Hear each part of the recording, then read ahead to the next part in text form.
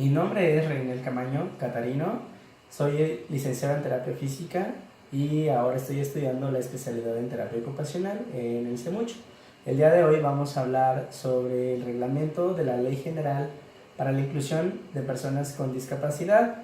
Es un texto que a la fecha sigue vigente y fue creado el 30 de noviembre del 2012 en el sexenio de Felipe Calderón Hinojosa. Bueno, aunque este texto es muy interesante y tiene muchos capítulos, vamos a hablar en específico de 4 de ellos. El segundo, que habla de la ley del trabajo y el empleo. El tercero, que es de la educación. El octavo, que es el deporte, la recreación, la cultura y el turismo. Y el treceavo, que es el Consejo Nacional para el Desarrollo y la Inclusión de Personas con Discapacidad. 3. Lo vamos a ejemplificar con un collage. En el capítulo 2, que habla sobre el trabajo y el empleo, en este se va a difundir y se va a promover las capacitaciones, programas de capacitación para trabajadores con discapacidad, así como los derechos laborales. ¿Dónde están los derechos laborales? Corte. Como les comentaba, los derechos laborales del trabajador en pro de la igualdad y la no discriminación. Uno de los derechos de los trabajadores es la paga remunerada, la remuneración económica, un contrato y descanso. El capítulo 3, que habla de la educación, habla sobre la inclusión en educación pública con personas con discapacidad en educación preescolar hasta nivel superior, con profesionales pedagogos capacitados en atención educativa a este nivel, con estudiantes con discapacidad, así como las nuevas actualizaciones de material de estudio y didáctico, y becas dentro y fuera del país.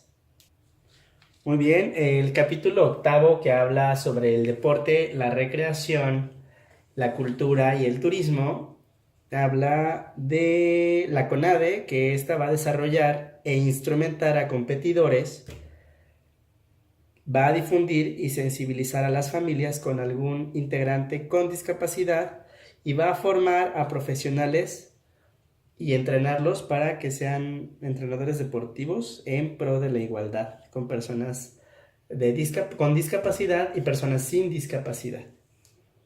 En la cultura, Conaculta impulsa estrategias y acceso universal para el disfrute de los servicios culturales en general, capacita e integra a personal. El Conaculta impulsa estrategias y da acceso universal para el disfrute de los servicios culturales en general, capacita a su personal e integra a personas con discapacidad, promueve descuentos y elabora material accesible para las personas con cualquier tipo de discapacidad. El turismo, o el Sectur, promueve e impulsa acciones de promoción turística y destinos accesibles para personas con discapacidad. 3.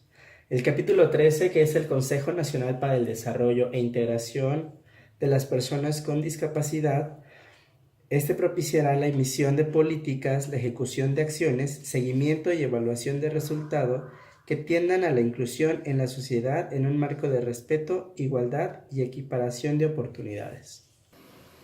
Bueno, como bien lo dice esta ley, para el reglamento de ley de accesibilidad para las personas con discapacidad, pues quedan muchísimas como cosas en el aire. Aún no hay mucho acceso, hay muchas barreras urbanísticas, como arquitectónicas, como culturales, como sociales. Aún seguimos segregando muchísimo a las personas con discapacidad, las hacemos invisibles porque creemos que son muy vulnerables y no les damos el trabajo, ni siquiera le damos los derechos.